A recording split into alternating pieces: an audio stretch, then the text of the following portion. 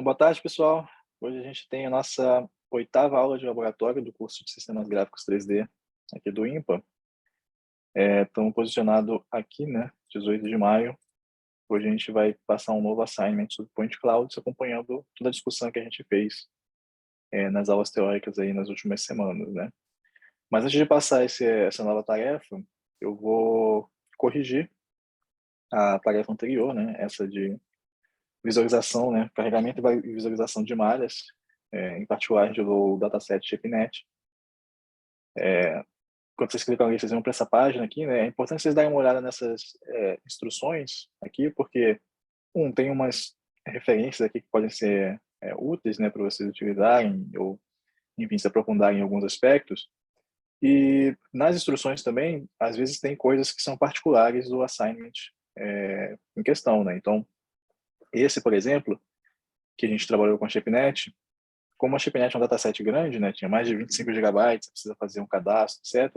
Eu disponibilizei aqui um trecho, né, para você fazer download de um subconjunto desse dataset, que aí você podia utilizar no assignment, né. Tem esse link também aqui dentro do notebook. Então, a primeira parte do assignment era uma parte mais teórica também, né, uma parte de você ler e fazer umas reflexões e escrever aqui o que você acha com relação aos desafios, né, e a importância de se construir grandes datasets para fazer machine learning em 3D, né. E aí a referência que tinha aqui era esse paper aqui do ShapeNet, né, que é uma referência interessante para ler, assim, até por questão de contexto histórico, né, da área e tal. E, assim, tem várias coisas que vocês poderiam falar aqui, não tem uma resposta fechada, assim, um gabarito, mas coisas que são importantes, assim, que vocês poderiam mencionar com relação à importância. Primeiro que, para a gente fazer pesquisa, né, é bom que você tenha padrões, né, que você consiga estabelecer ali um referencial comum para, né, os diferentes trabalhos poderem ser avaliados, a gente entender como é que está avançando o estado da arte. Então, isso é uma das importâncias. A outra é que é o próprio fato de ter realmente o dado disponível, né, principalmente quando você vai trabalhar com problemas como problemas de análise, problemas de classificação, problemas que requerem que você consiga entender uma distribuição e probabilidade do teu dado, você precisa realmente ter uma grande quantidade de exemplos, porque senão o modelo não vai aprender, né, ou o modelo não vai aprender ou ele vai aprender uma coisa que não serve, porque você não vai ter, dados que são representativos da distribuição que você tem interesse, né. Então você tem amostras ali de uma certa distribuição, mas você quer entender a distribuição mais ampla, né, você não quer aprender uma coisa em relação só àquela amostra. Então, por isso também é importante você ter grandes conjuntos de dados. E tem várias considerações que você poderia falar na questão de desafios e que também tem relação com importância, como, por exemplo, quando você vai pensar no conjunto de dados, você tem que entender, você tem que pensar em coisas como, tá, qual que é a característica desse conjunto de dados, né, qual que é o objetivo, para que ele serve? Porque tem alguns conjuntos de dados que são mais específicos para algum tipo de tarefa, a gente até viu um aqui do NLU, Depth Dataset, né, que foi utilizado ali para fazer aprendizado de mapa de profundidade a partir do RGB, né. É um caso um pouco mais específico, mas no caso do ShapeNet, por exemplo, é um dataset mais amplo que se propôs ali não só a ter uma certa quantidade de exemplos, mas também a ter classificações, a ter diferentes representações de dados.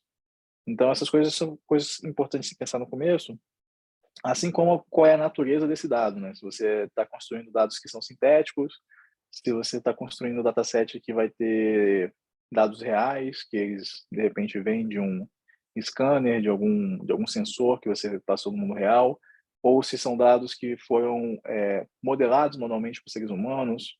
E aí entra outro desafio no momento que você quer fazer classificações, quem é que vai fazer essa categorização dos dados, né, esse atribuir rótulos para que um determinado problema seja resolvido, né. Se você tem um problema de classificação, você tem que atribuir esse rótulo da categoria, né, da classe ali de cada exemplo, né, de cada malha, de cada nuvem de pontos, etc. Mas se você tem um problema de segmentação, como é que você vai segmentar as partes, né? Que tipo de ferramenta você tem disponível para fazer isso? Como é que você avalia se a segmentação dada ali como dado mesmo, né, inicial para o trabalho, se é uma boa segmentação ou não, porque se o dado estiver ruim, vai ser difícil você conseguir um resultado melhor, né, no trabalho. Então, todas essas questões fazem parte, né, da importância, os desafios. Alguns outros desafios que você poderia comentar são questões de direitos autorais, por exemplo, né, que ficou muito forte na parte de imagem e também de texto, porque muitos conjuntos de dados foram construídos a partir de dados que estão disponíveis na internet, mas que não necessariamente estão disponíveis para a finalidade que você deseja, né? Não é porque está ali que você pode, que você tem o direito de pegar aquele dado e usar na sua pesquisa e tal. Então, essas questões de direitos autorais também podem ser delicadas, né? No caso de datasets 3D também existem diversos modelos construídos por artistas que estão disponibilizados na internet. Eu não lembro se a ShapeNet faz alguma diferenciação com relação a isso, não lembro exatamente como é que foi construído, mas o outro dataset que eu apresentei, que também poderia dar uma lida no artigo, né, o do Objaverse, ele tem uma discriminação com relação à licença de cada um dos modelos que estão lá. Né? Você pode, inclusive, filtrar modelos que tenha Creative Commons como licença e dizer que você vai utilizar esse tipo de modelo no seu trabalho, por exemplo. Então, enfim, tem várias coisas que você poderia discutir, comentar aí sobre importância e desafios disso. O mais importante é que você fizesse, né, essa reflexão, aproveitando esse momento do curso. Daí, a gente segue para a parte prática. E, inicialmente, você tinha só que rodar essas coisas aqui, né, para fazer download de... Primeiro, instalar na PyTorch 3D, como sempre, fazer download de algumas informações importantes aqui para conseguir rodar o data loader que se conecta com o ShapeNet, né, do PyTorch 3D. E aqui era o momento que você precisava alterar essa linha, né, para colocar onde que está o seu conjunto de dados do ShapeNet, né? No caso, imagino que a maioria de vocês, ou se não todo mundo, tenha utilizado só o subconjunto que eu disponibilizei, né? Ao invés de ir lá realmente baixar o ShapeNet completo. E aí você coloca, então, aqui o endereço, né, para a raiz dessa pasta onde está os dados, e depois de executar, você vai ter acesso aqui a esse ShapeNet dataset, que vai ser a nossa referência, né, para o conjunto de dados, que é carregado a partir dessa classe aqui, ShapeNet Core, que está lá na biblioteca do PyTorch 3D. Aí aqui a gente mostra que é possível fazer acesso aleatório, né, com um índice a algum modelo lá dentro do ShapeNet Dataset. Então aqui estou utilizando o índice 1, e você consegue extrair informações então a partir dessa variável, né, como se fosse um dicionário aqui, né? Então que eu estou pedindo o ID, o identificador, né, desse modelo, ele está falando aqui, ó, na verdade, no identificador da categoria, né? Então ele pertence a essa categoria que tem esse identificador. O identificador do modelo mesmo está aqui embaixo. Quantidade de vértices aqui, vértices e faces podem ser obtidos dessa forma. A gente tem aqui model vértices, model faces, e você pode construir então uma malha, esse objeto do tipo meshes, utilizando esses vértices, essas faces, se você quiser também passando uma textura para poder visualizar, tá? Aí vinha uma seção que tinha um código para visualizar com o renderizador diferenciável do PyTorch 3D, né? Então aqui definindo matriz de rotação, de translação, nos parâmetros extrínsecos aqui da câmera, alguns detalhes de configurações do renderizador que a gente vai ver mais à frente, quando a gente falar de differentiable rendering e de renderização em geral de cenas, né? E aí tinha essa função Image Grid, que a gente já utilizou antes também, para poder visualizar o resultado das imagens, né? Então, uma coisa interessante aqui em relação à interface que a gente vinha usando antes é que você não precisa construir, né? Aqui a gente está passando os parâmetros e tal, mas a gente não está construindo o renderizador, né? O objeto renderizador externamente, que nem tinha no código de alguns assignments anteriores, porque essa interface aqui, ShapeNet Dataset, né? Do tipo aqui ShapeNet Core, cadê? Ela tem um método aqui para fazer visualização dos modelos, que nos permite, inclusive, selecionar modelos de diversas formas, né? Então, uma das maneiras era essa aqui, você passa os IDs do modelo dentro de uma lista, né? Estou passando 3 identificadores diferentes aqui, e o resto dos parâmetros dizendo que eu quero alterar, e a gente vai poder fazer visualização, e aqui tem 3 modelos diferentes, né? Isso aqui parece uma coisa esquisita, sei lá, uma barra de ferro assim, mas é um dos modelos que está lá, né? Caixa postal, esse aqui não sei exatamente qual é a categoria, esse aqui é a máquina de lavar, né? Aí, outra forma de renderizar estava disponível era você colocar índices dentro do conjunto de dados, e temos aqui então outros 3 modelos, no caso aqui 3 máquinas de lavar, selecionados a partir desses índices aqui, que eu escolhi assim aleatoriamente, né? Tirei na minha cabeça aqui, dentro da quantidade de elementos que tem, né, nesse subconjunto aqui do ChipNet, que não é muito grande. E aqui mostrando uma outra forma, né, de você fazer amostragem por categoria. E aí, assim, a gente pegou 2 aqui do tipo mailbox e 3 do tipo máquina de lavar, e estamos visualizando ele aqui também, da mesma forma, né? Então, é basicamente rodar, assim, se quisesse, você podia, né, é incentivado que você faça modificações nos índices para ver que muda, olhar os outros modelos, tem uma característica geral, assim, do dataset, mas não tinha que fazer nada, novo, assim, né? E, por último aqui, a última forma que tem de renderizar é a gente não se preocupar com categoria nem nada, dizer apenas que queremos 5 amostras desse conjunto de dados, e, e aí aleatoriamente ele vai escolher aqui para a gente consegue visualizar, né? Então, visualizar os dados é importante para a gente ter uma noção do que a gente está lidando. Aí vinha a parte 3, que essa sim tinha código para ser escrito. A primeira tarefa aqui é bem simples, né? Era basicamente saber o tamanho do conjunto de dados, né? Eu já estava dando aqui que você deveria utilizar a função len e a própria referência ao conjunto de dados aqui, ShapeNet Dataset. Então, esse conjunto tem 329 amostras, né? E você poderia até querer olhar por categoria, você ia ver que ele é bem desbalanceado, assim. Tem uma das categorias que tem tipo 160, né? Quase metade dos exemplos, e a outra metade fica então distribuída entre as outras 2 categorias, 3 categorias aí nesse subconjunto. Aí, a 3.1 é para você criar um objeto do tipo meshes, bem na linha do que foi feito lá em cima, no código disponibilizado. E a sugestão era nomear ele MyFirstMesh, mas você poderia dar outro nome, só que se você desse outro nome, você ia ter que mudar o código aqui embaixo, né? Porque a ideia é que você queria renderizar e visualizar ele utilizando o Plotter. Então, pegando aqui um índice aleatoriamente dentro dos índices válidos aqui para esse conjunto de dados, a gente pode ler aqui os vértices e as faces, né, com essa interface de dicionário, criar aqui esse objeto do tipo meshes, e aqui a gente pode fazer a visualização, esse código aqui já estava dado, né, essa função plot scene e esse dicionário aqui que representa a cena.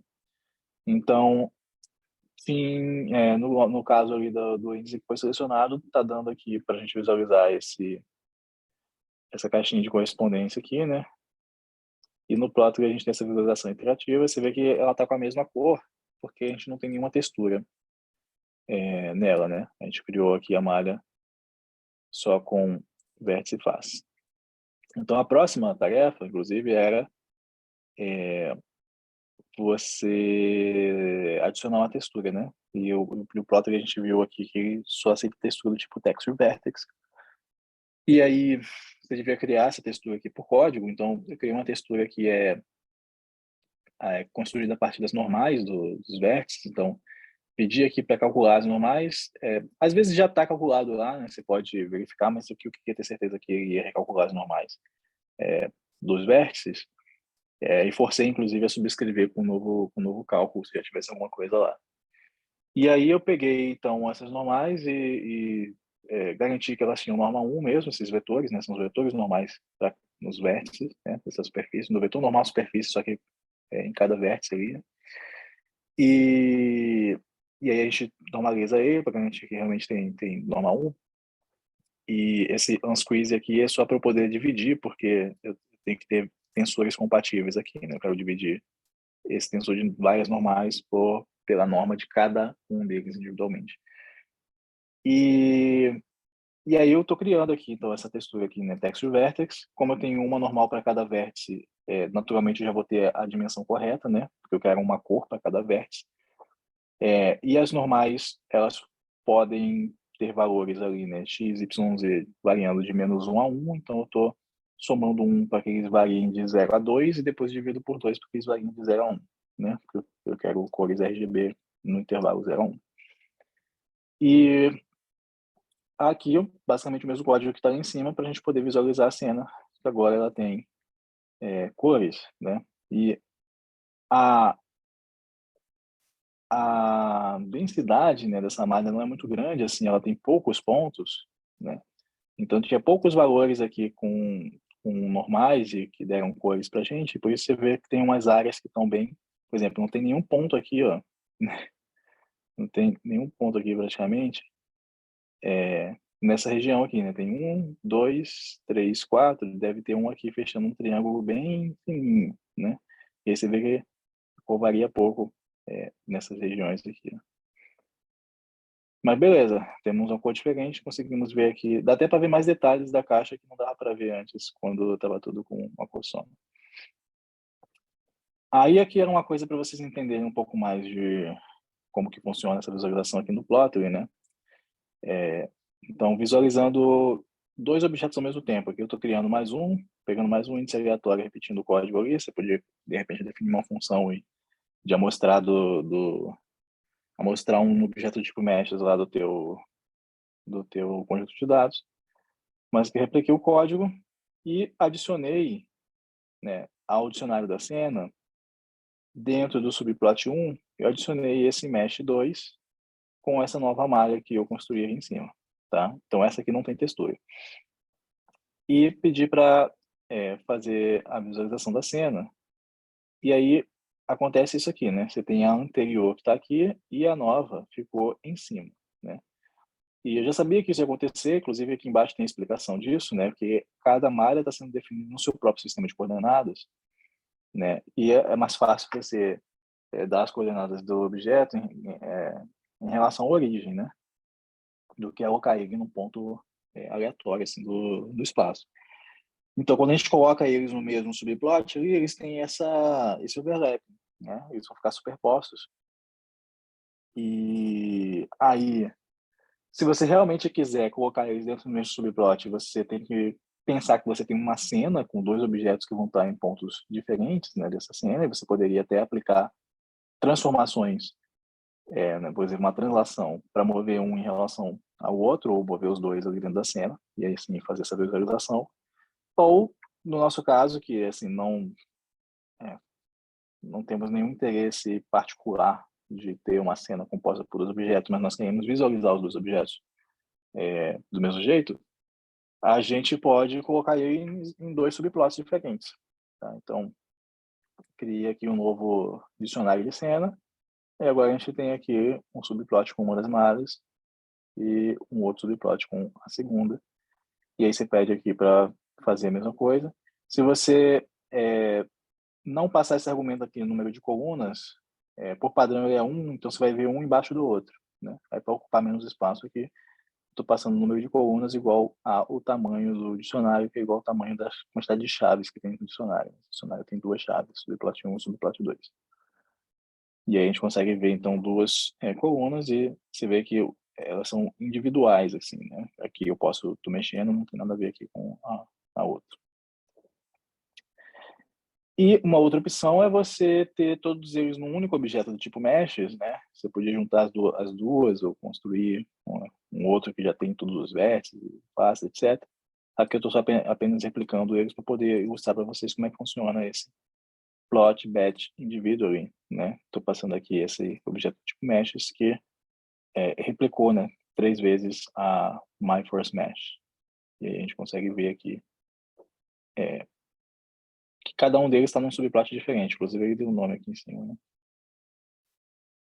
Todos eles são independentes. E uma outra coisa para experimentar, inclusive tinha um erro aqui, né? Não sei se vocês tentaram isso aqui, mas a forma de utilizar esse update layout é você passar um dicionário. Os parâmetros não são assim, faltou essa chave aqui, ó. Isso. Então, é só para você ver que você consegue configurar coisas como mostrar um background ali para cada direção, né? Para cada plano aqui que você pode olhar. Então, tem aqui, ó, X, Y, Z. E no caso aqui, ó, esse X-axis está passando aqui alguma coisa que tem uma cor mais intensa no azul. Então, esse aqui que a gente está vendo, na verdade. Esse plano aqui, enquanto o Y aqui tem mais intenso no vermelho, está aqui. E esse Z-axis está aqui, né? E me parece que é algo do tipo x igual a uma constante, né? Y igual a uma constante e z é igual a uma constante, né? Tanto que o z varia aqui, aí você pega esses planos. E você pode mostrar também o grid, né, em cima dessas coisas, ou então ele vai ficar se você não botar o grid ali, vai ficar só a cor, né? Sem essas linhas aqui. E por último, você pode mudar o tamanho aqui, né? Então você vê que ele calculava automaticamente que usava o espaço todo e dividia igualmente o espaço entre os objetos, e aqui eu dei uma resolução, que é a que eu queria, né? Então, coisas que você pode usar para configurar esse visualizador do Plotter, que a gente inclusive vai utilizar no próximo assignment também. Beleza? Aí vinha mais uma parte que era para integrar um novo conjunto de dados aqui, né? E aí eu comentei sobre esse Objaverse, né, do Allen Institute for AI, que é um conjunto de dados maior do que ShapeNet, e aí eles se vendem aqui em termos de qualidade, etc e tal, né? E aí era legal a gente experimentar, né, de colocar aqui até para ver se é tudo isso mesmo. E uma coisa que você tinha que fazer, né, para conseguir usar isso aqui, era abrir esse Google Colab deles, porque aqui tem o exemplo de como que você usa o conjunto de dados. Então, a forma mais simples é acompanhe isso aqui, todas as explicações, tal, tal. Quando chega no final, você entendeu mais ou menos como é que faz download, visualiza algumas malhas aqui dentro, e você transporta para lá o que você precisa apenas, né? Então, uma das coisas que você vai precisar é fazer a instalação desse pacote Objaverse. E aí a gente faz instalação aqui em cima, né? Depois eu já puxei algumas outras coisas que eu vou precisar para resolver as questões lá, que é criar o renderizador, que a gente não precisou criar lá em cima, porque o ShapeNet tinha algo embutido, né, naquela classe. Mas puxei aqui essas coisas para criar o renderizador. Eu faço um comentário ali no pedido, né, da questão, que você vai precisar registrar esse formato aqui, GLB, que é o formato que você vai baixar as malhas lá do Objaverse. Então tem que registrar isso aqui para dizer que você vai querer usar esse tipo de formato nessa para input e output, né, para leitura e saída, leitura e escrita de arquivos. E esse processes aqui, né, ele aparece como um recurso que o pessoal que implementou lá esse pacote Objaverse utiliza para fazer download dos arquivos, né, de forma paralelizada, né, ou concorrente. Então,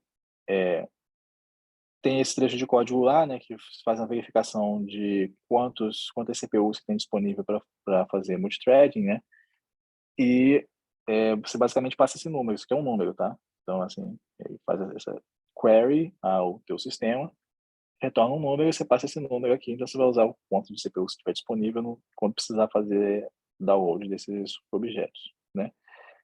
E os objetos em si, a gente pode carregar a partir dessa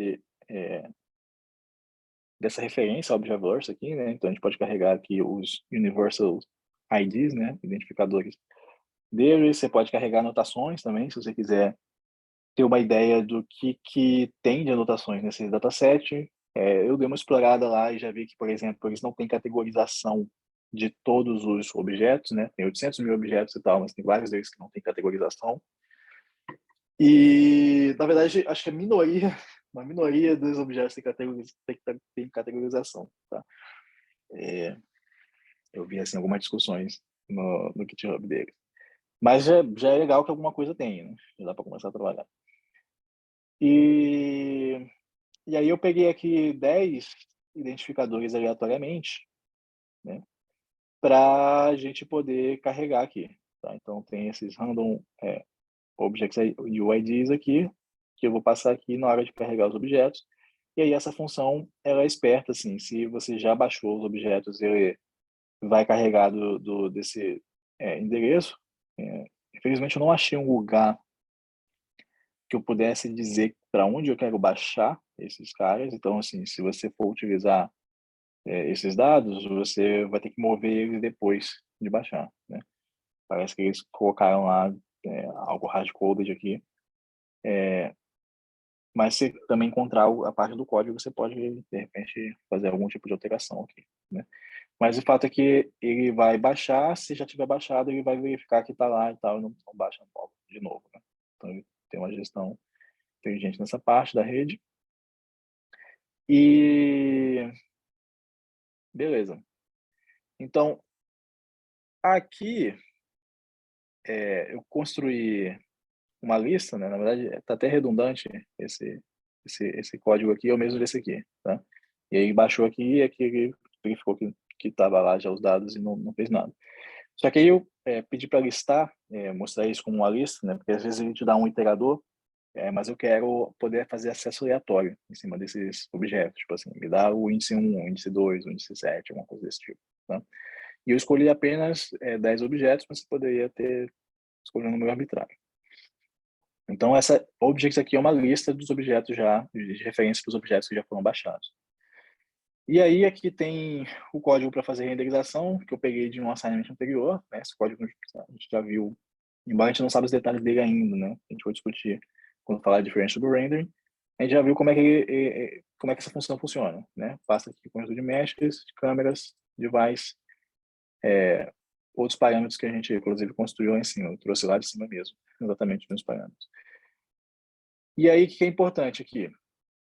Essa referência para o I/O ali, né? Para aquela classe I/O, ela tem essa função load mesh que a gente vai poder passar o nosso objeto ali do Objaverse, né? E aqui eu estou passando esse objects2, e por que eu estou passando 2 aqui, né? Porque eu tentei passar o 0 e deu um erro. O 1 também deu um erro, o 9 deu um erro, então tem alguns que funcionam, tem outros que dão erro. Por que dá erro, né? Porque esse problema lá do dataset mesmo, né? Então, assim, na verdade, tem coisas que pode ser até no PyTorch 3D, porque eu vi alguns erros que era assim, ele não estava sabendo lidar com certo material. E pode ser que está faltando esse material, de repente lá no dataset tem uma referência para o material que não está lá, ou que realmente, como está em caso experimental, esse GLB, né, a gente inclusive teve que ativar aqui, não é uma coisa que vem por padrão, pode ser realmente que ele não sabia lidar com esse tipo de material, ele sabia lidar com alguns materiais, por isso que a galera não incorporou nativamente, né, não deixou direto esse módulo lá no PyTorch 3D, tá? Não quis investigar muito, entendo que podem existir esses dois tipos de problemas realmente no conjunto de dados, mas tem alguns objetos que funcionam, encontrei esse aqui para a gente poder visualizar. E ele tem aqui, ó, quantidade de vértices 335, quantidade de faces 514, e a gente pode pedir para renderizar pelos parâmetros da câmera que eu dei, o que a gente consegue ver é esse trechinho aqui apenas. Eu não tinha entendido que objeto era esse, usando o renderizador do diferenciável aqui do PyTorch 3D, mas aí a gente tem a segunda tarefa, que é usar o renderizador do Plotly e converter o tipo de textura que vem com ele aqui, que é uma texture UV, né? Coordenada de textura por... Assim, é uma textura que vai fazer uma leitura, né? De cores a partir de coordenadas UV né, o mapeamento V numa imagem, como a gente viu lá no assignment de textura, né, no aula de laboratório de textura. Então, essa aqui é a que vai vir por padrão ali no arquivo GLB que a gente vai carregar, mas aí tem essa função que faz essa conversão, uma conversão ingênua, assim, mas que às vezes funciona, às vezes vai ter uns artefatos, mas é o suficiente para a gente conseguir entender o objeto. Faz a conversão para texture vertex, que a gente vai poder usar lá no Plotly. Então, aqui eu faço uma clonagem, né? Então, esse método aqui você usa para copiar um objeto ali do tipo meshes, de modo que você realmente tem toda a memória foi copiada para um outro espaço, tá? E se você só fizer uma atribuição, você está dando, né? Se fizer isso aqui em Python, você na verdade tem o mesmo objeto na memória, só que você tem dois nomes diferentes para ele, né? Duas referências para esse mesmo objeto na memória. Então aqui eu estou realmente fazendo uma cópia na memória, está separado. Se eu mudar um, não vai mudar o outro. E aí eu mudo a textura de um deles e a gente consegue visualizar que isso aqui é uma espada, né? Então a gente devia estar vendo uma coisa desse tipo aqui, assim, ali no renderizador diferenciável, né? Beleza. Então, com isso a gente termina o que era necessário para esse assignment. Se vocês quiserem tirar alguma dúvida, falar alguma coisa antes da gente passar para Point Clouds, esse é o momento.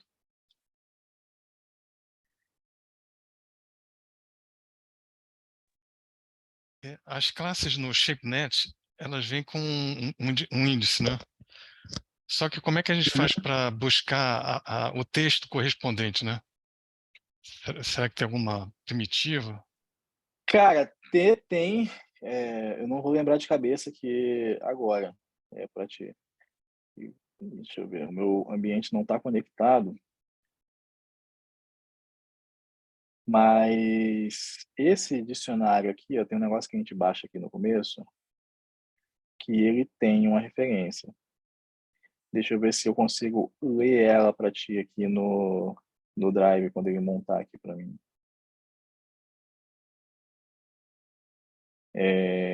Mas tem, só que você chegou a olhar a documentação dessa ChipNet Core aqui, ó? Eu vi que no JSON tem a informação, mas é Isso. porque Deixa eu ver se eu consigo pegar ela aqui. Tá, deixa eu conectar aqui e a gente vê se é rápido de fazer. Enquanto isso, alguém tem mais alguma dúvida?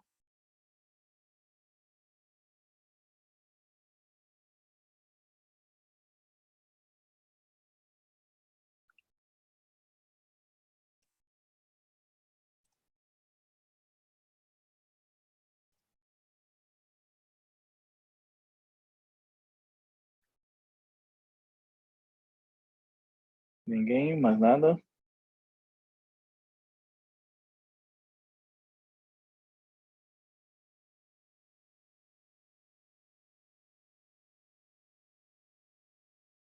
Deixa eu ver. Nesse cara aqui tem, né? Então, e ele tá desse jeito aqui, sim, set ID. Agora, como é que ele tá conectado a esse aqui? pois é, eu tentei usar esse name aqui, mas não, ele dá erro. Mas você tentou ver quais são as chaves disponíveis nesse ShapeNet Dataset? Pois é, isso eu não soube ver, não. Não. Deixa eu dar uma olhadinha se ele é um dicionário. Parece que vai rodar já.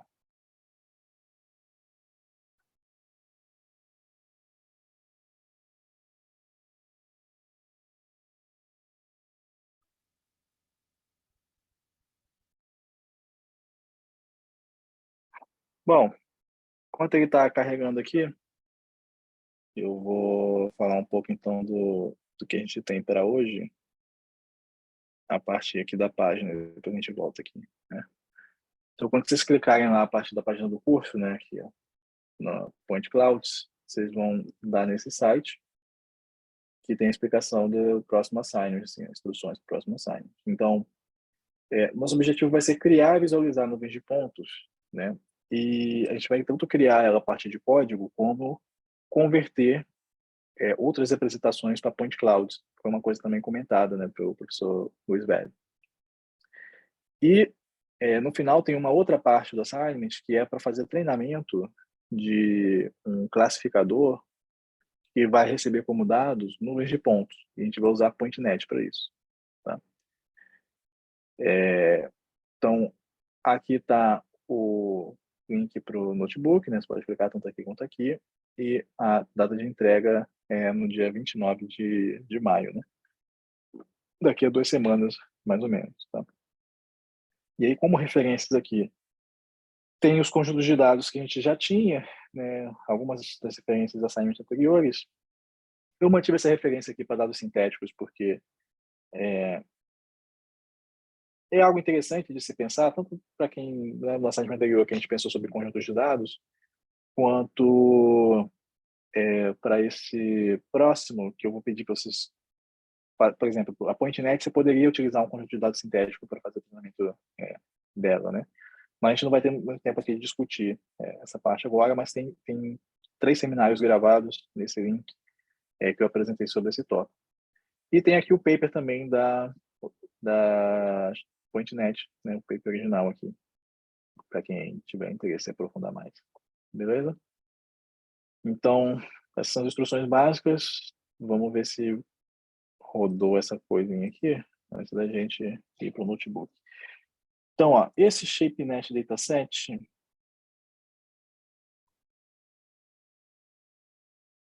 ele é um objeto aqui do ShapeNet Core, legal.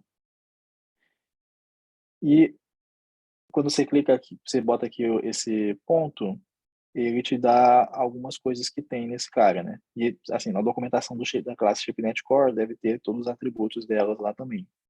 Então, vamos ver se tem alguma coisa aqui que a gente pode ter interesse. SimSetDict, de repente, a gente tem interesse nisso aqui.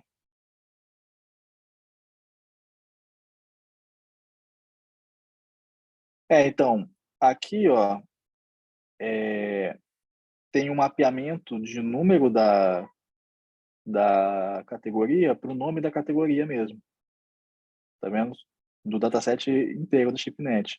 Então, se a gente pegar esse cara aqui, ó, que é o número da categoria que a gente tinha ali embaixo, e pedir aqui,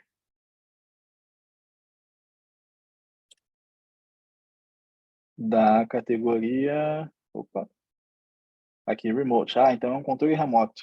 Aquele negócio que parece um bastão. É um controle remoto. Sacou? Então aqui você consegue pegar o nome da categoria. Obrigado, professor. Né? Então agora sim, vamos passar para o próximo. Point Clouds. Então, o assignment ele tem 3 partes. E a parte 2 está duplicada aqui porque eu troquei a ordem, esqueci de mudar o número, mas agora está resolvido. Então, ele tem 3 partes. A parte 1 é para a gente partir, né, converter de malhas poligonais para nuvens de pontos. Então, malha poligonal é uma representação que tem uma relação natural com nuvem de pontos, né? Porque você precisa dos vértices, né? Tem, ainda mais na representação que a gente usa aqui em OBJ, em Ply, nesse tipo de arquivos, né? Você tem a descrição dos vértices e, adicionalmente, você tem faces, né, e outras coisas. Então, se você ignorar a informação topológica, né, a informação das faces, de como que esses vértices se associam, estão conectados em polígonos, você teria uma nuvem de pontos ali, né? Mas essa é uma nuvem de pontos muito trivial, assim. O que a gente vai querer visualizar aqui é uma nuvem de pontos mais sofisticada, que a gente vai fazer a amostragem de pontos sobre a superfície, né? Então, essa malha poligonal, ela é uma aproximação para alguma superfície, e a gente vai fazer a amostragem de pontos sobre essa aproximação, né? Sobre a malha poligonal, sobre as faces dessa malha, tá? Felizmente, vocês não vão, felizmente ou infelizmente, né? Aí depende de cada um, vocês não vão precisar implementar essa amostragem na mão. O PyTorch 3D, né, a plataforma que a gente escolheu trabalhar, tem essa função Sample Points from Meshes, né? Porque essa é uma operação comum para algumas tarefas. Então, você pode usar essa função, né? A recomendação é que você use essa função para fazer essa amostragem e visualizar a nuvem de pontos utilizando o Plotly, que a gente já olhou em alguns assignments, né? Acabamos de ter aí um assignment que explorava ter mais coisas do Plotly. E aí, é isso. Você vai carregar uma malha usando o PyTorch 3D e vai amostrar pontos dessa malha. Que malha? Escolha uma malha da sua preferência, né? Você já viu como pegar malhas de ShapeNet, como pegar malhas do Objaverse, como pegar uma malha qualquer, a gente tinha a malha da vaquinha lá, sei lá, achei uma malha na internet, bota ali em porta, escolhe essa malha e amostre pontos sobre ela. E o ponto 2 é continuação, extensão desse aí, que tente resoluções diferentes. Então, amostra 1.000 pontos, 10.000 pontos, 100 pontos, sei lá. Amostra resoluções diferentes e dá uma olhada na nuvem de pontos, ver o que você acha de interessante mesmo.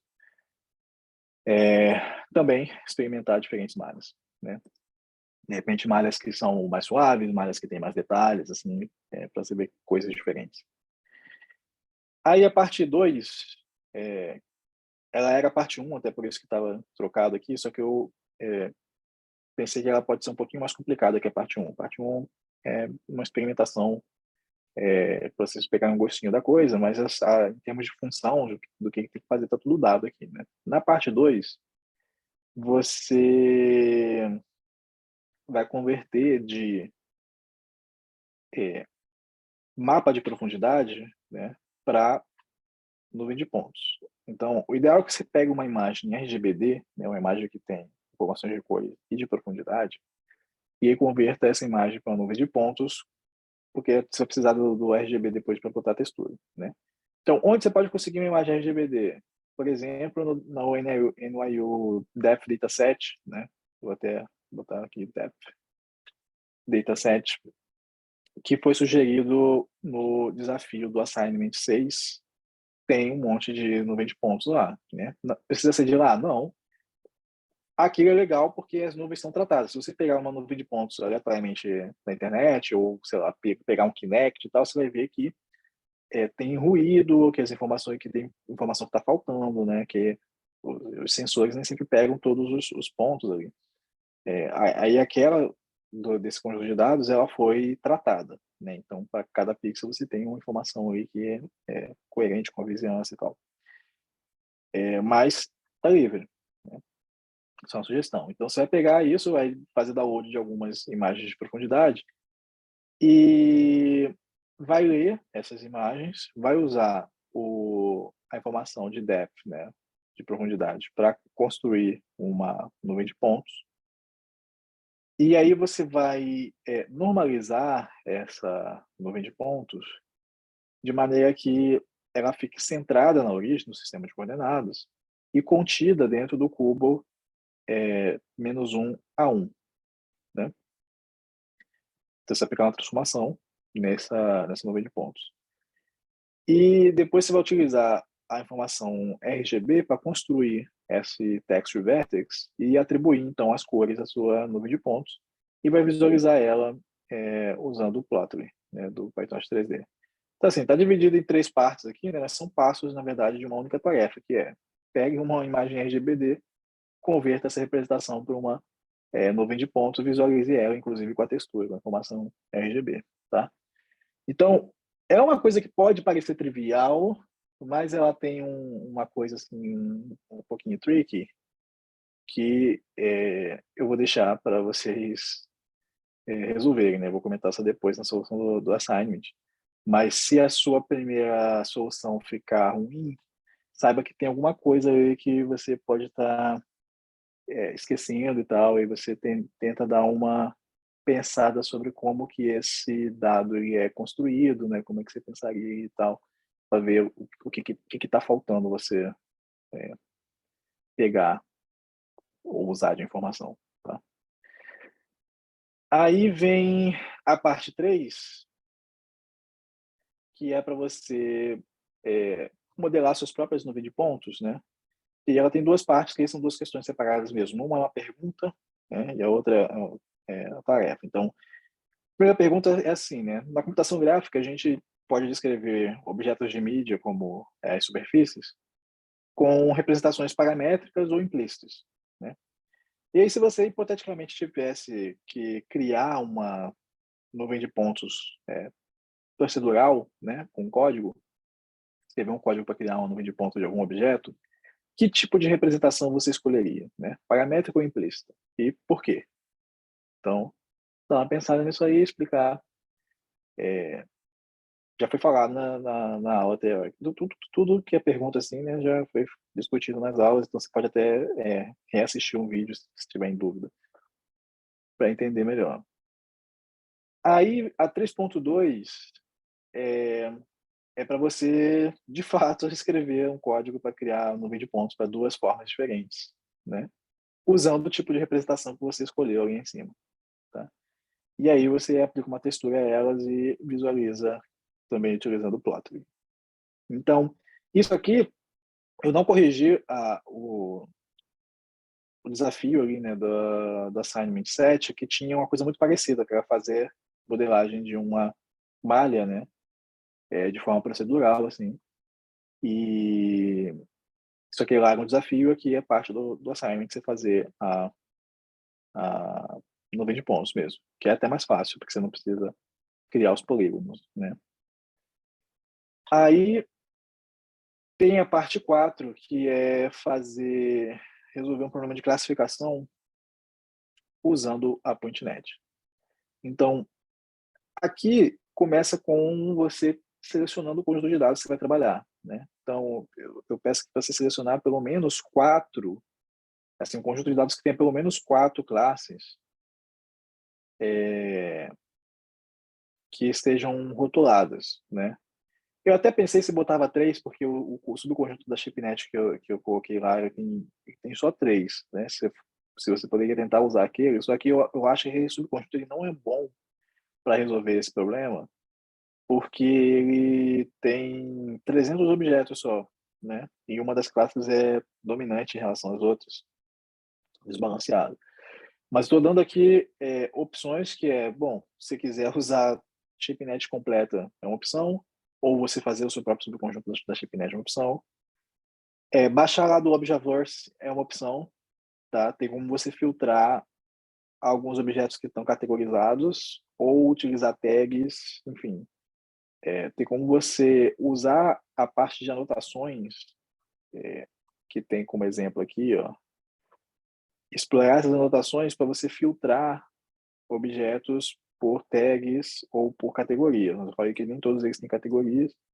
E aí você vai filtrar alguns desses objetos, alguns milhares deles, e vai criar o seu conjunto de dados, tá? É uma opção. Tem uma opção mais simples, acho que a opção mais simples aqui seria você usar esse ModelNet 10. Então, aqui nessa página, que foi feita para um outro trabalho, para outra coisa, a galera disponibilizou esse conjunto de dados aqui, ó, ModelNet 10. Tem 10 categorias de modelos, né, para tipo CAD, né, para esse tipo de aplicação. Mas, enfim, tem 10 categorias de objetos, tem vários objetos aí que você pode usar. Tá? Você pode fazer download desse ModelNet.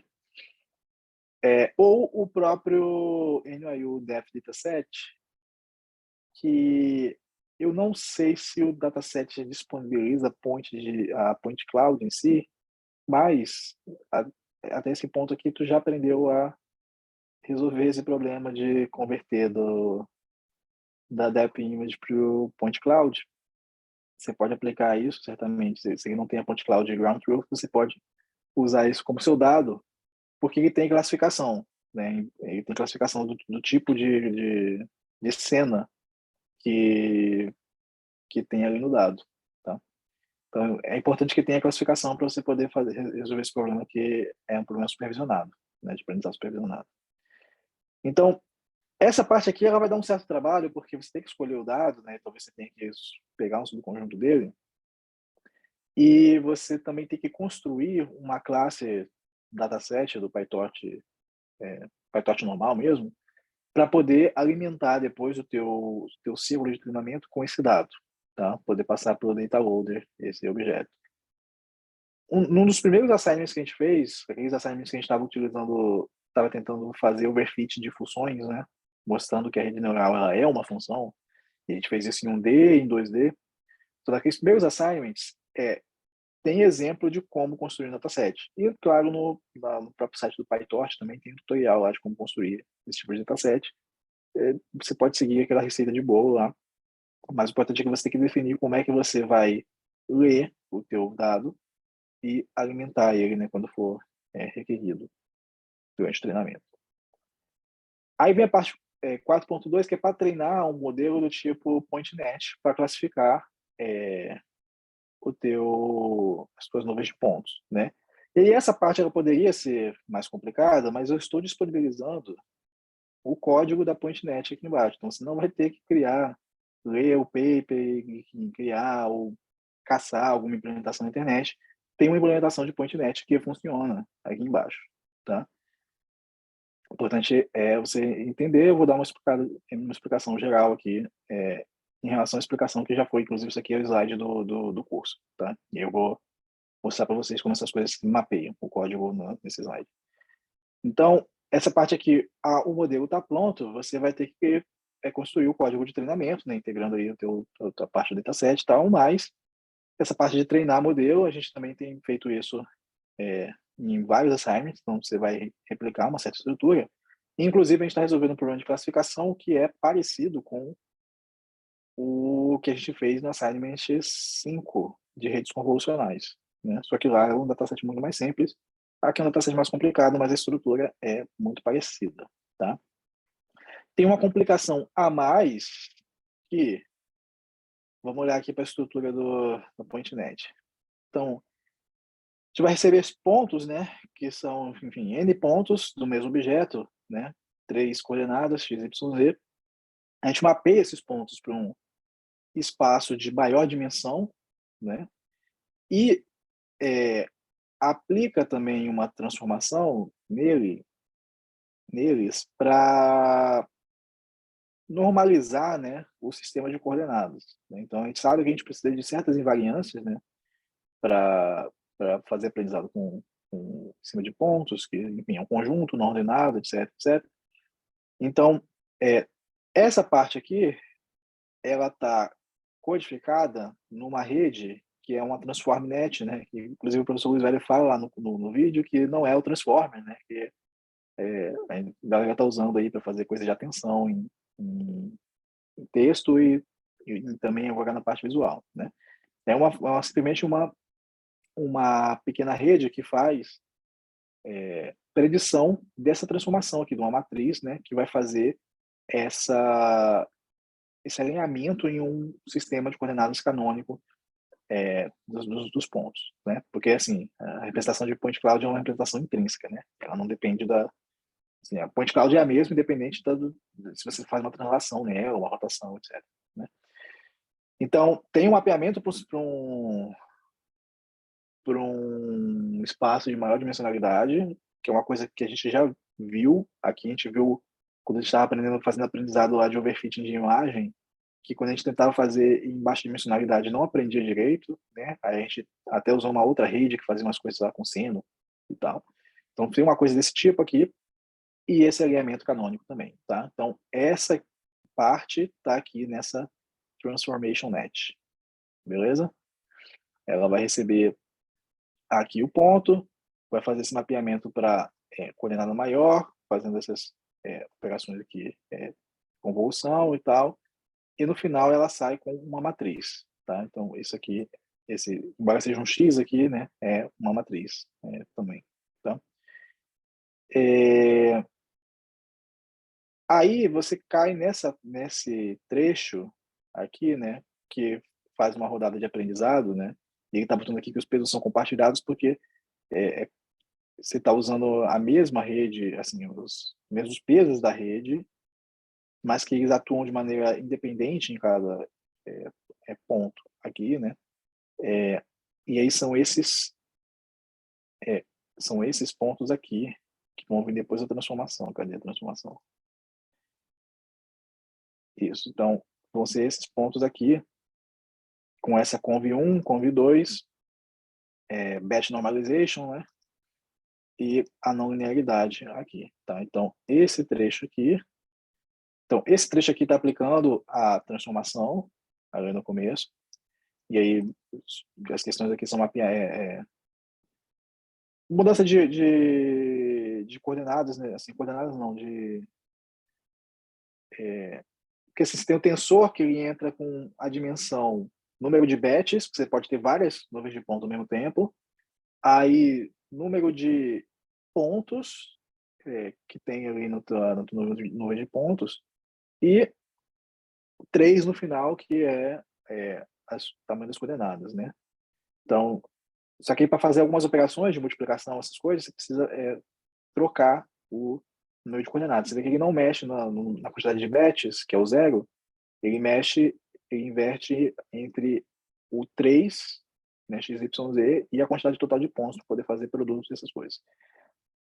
Então, aqui é simplesmente aquela primeira parte de input transform, depois vem a parte compartilhada, aí vem aqui a feature transform, e mais uma parte compartilhada, e que nem está seguindo aqui, né? Feature transform, mais uma parte compartilhada, que é que nem essa aqui, só que foi aumentando aqui o tamanho, porque no final você quer sair com esse feature aqui, que é um descritor, né? Então, assim, a parte mais importante, assim, o core, né, mesmo, o ShapeNet, é esse negócio aqui, assim, você sair de uma rede, você ter uma representação dela num espaço, que nesse caso aqui tem dimensão 1024, que é uma representação daquele objeto e que faz sentido dentro de algumas métricas que são interessantes para a gente. Por exemplo, se você tiver uma nuvem de pontos que é parecida com essa, né, sobre alguma métrica que você quer medir, de superfície, sei lá, de alguma coisa, que você vai usar aqui dentro, então, se tiver alguma nuvem de pontos que é parecida com essa, você quer que a descrição dela nesse espaço seja próxima também, né? Por exemplo, sobre uma distância L2. Você quer que essa coisa seja próxima. Então, você quer que, se coisas próximas aqui, se as coisas são próximas aqui, depois de fazer todo esse mapeamento, vai chegar em alguma coisa que é próxima aqui, porque é isso aqui que você vai utilizar para resolver seus problemas. Então, o nosso problema é um problema de classificação, então a partir daqui, a partir desse vetor de feature, você constrói um MLP para fazer classificação, por exemplo. Ou, quero fazer segmentação. Então, a partir daqui, você vai construir uma outra rede que vai fazer segmentação em cima desse negócio, porque agora você tem uma descrição num espaço de dimensão 1024 aqui, daquele objeto, e que é uma coisa euclidiana, né? Porque aqui você tinha toda a complicação de que tem que preservar certas invariâncias e tal, que você resolveu dentro dessa parte. Né? Então, uma das coisas que a gente tinha que botar era invariância por simetria, né? Assim, por você renumerar ali, né, os teus pontos, né? Porque o conjunto é não ordenado. E aí você tem aqui esses máximos, né? Que você vai tomando na rede, né? Você poderia utilizar alguma outra função de agregação, mas aqui foi escolhido o máximo. Então, em gerais é isso, né? A gente tem aqui a implementação da PointNet. Você vai treinar ela e vai avaliar a performance do classificador. Esse código também está disponível, né? A gente fez a avaliação da performance no MNIST, daquela rede convolucional, né? Diga, quem tem dúvida? Esse vetor de features global que você mencionou, ele tem uma função geométrica, por exemplo, é computador, no vértice, ou coisa assim? Vixe, eu não sei se é o teu microfone, mas eu tô tendo dificuldade de entender o que você falou. Pode repetir devagar? Tá me ouvindo agora? Agora tô ouvindo melhor, é. Ah, pronto. Não, só uma dúvida, se esse vetor global de features que você mencionou, ele tem alguma intuição geométrica, como curvatura no vértice, algo desse tipo? Cara, não sei se ele tem coisas. Eu acho que não. Eu acho que não. Eu diria que não. Mas eu diria que assim. Eu diria que ele não tem informação local. Ele é uma coisa global, né? Tá Uhum. escrito aqui, Global Feature. É uma coisa, porque não tem nenhuma operação que a gente faz aqui que tem essa característica local, né? Então, é tudo feito globalmente em cima da nuvem de ponto. Uhum. Perfeito. Mais alguma dúvida?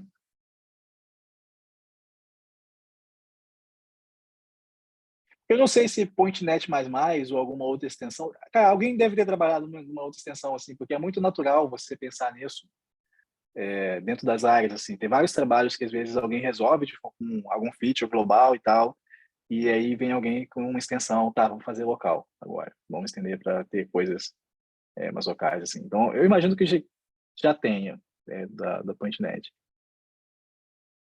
algum tipo de extensão assim. Seria o PointNet++, né? Então, eu não sei se o PointNet faz local, eu não lembro do PointNet++, mas se você viu assim, pode ser que seja mesmo.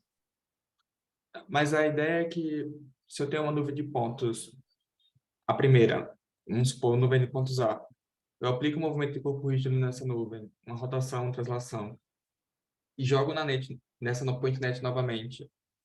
Esse vetor de global feature vai ser o mesmo para os dois casos? Seria... Isso, se não for o mesmo, é muito perto. Ah, pronto. Beleza. Isso. Até porque você tem essas transformações aqui que fazem essa normalização, assim, né, que fazem esse mapeamento para um sistema de coordenadas canônico dos pontos. E aí é que está o truque, foi bom você ter falado disso, porque tem uma diferença em relação ao treinamento da rede convolucional que a gente fez, que na rede convolucional a gente queria treinar, tinha uma função de perda para treinar só a parte de classificação, mas aqui você precisa treinar também o peso desse, assim, você não sabe que transformação é essa, né? Tá vendo? Ela é uma rede aqui, mas você não sabe Eu imagino que os seja pesos. o centroide da nuvem e os eixos principais de inércia, talvez. Então, Algo. provavelmente é algo próximo disso, mas que vai depender, né, um pouco do teu dataset, assim, né? Porque tu está fazendo uma coisa que funciona dentro daquele tipo de distribuição que você está passando para ele. Então, Uhum. essa transform-net, é, ela também precisa ser otimizada, né? E se você voltar na aula, o professor Zé comenta disso, que ela é otimizada para ser o mais próximo de uma transformação ortogonal possível, né? Então, tem uma função de perda que você vai ter que adicionar nisso para otimizar. A função de perda vai ser uma composição da questão da classificação geral e também dessa aproximação da transform-net, da transformação que sai aqui, para uma transformação ortogonal, tá? Uhum. Então, lembrar disso na hora de fazer o treinamento, porque senão não vai dar certo, tá? E aí esse código eu não disponibilizei aqui, essa parte do treinamento vocês vão ter que dar uma pensada. Dá para fazer direto a partir assim, se você ler o artigo ou ver com atenção de novo essa parte da aula, assim, a função de perda não é tão complicada, mas, enfim, sabe que você tem que botar esse termo. Perfeito.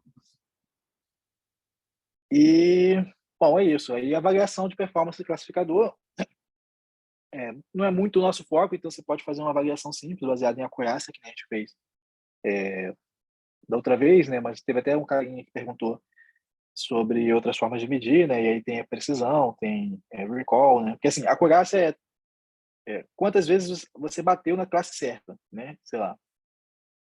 Às vezes que eu tenho 10 da classe 1 e 20 da classe 2, E aí eu vou pegar o quanto que eu classifiquei ali. Eu disse que eram 9 da classe 1 e 21 da classe 2, né?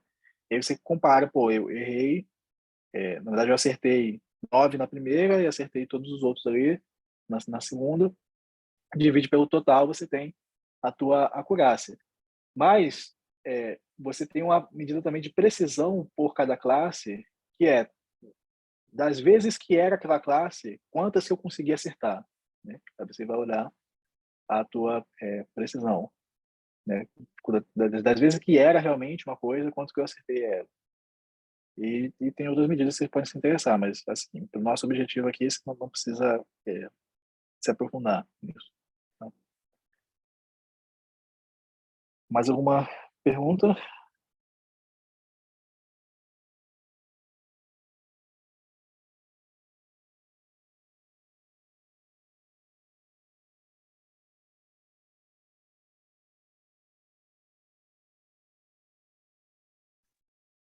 Bom, se ninguém tem nada aqui, vou descompartilhar e a gente pode fazer uma discussão sobre outras coisas também.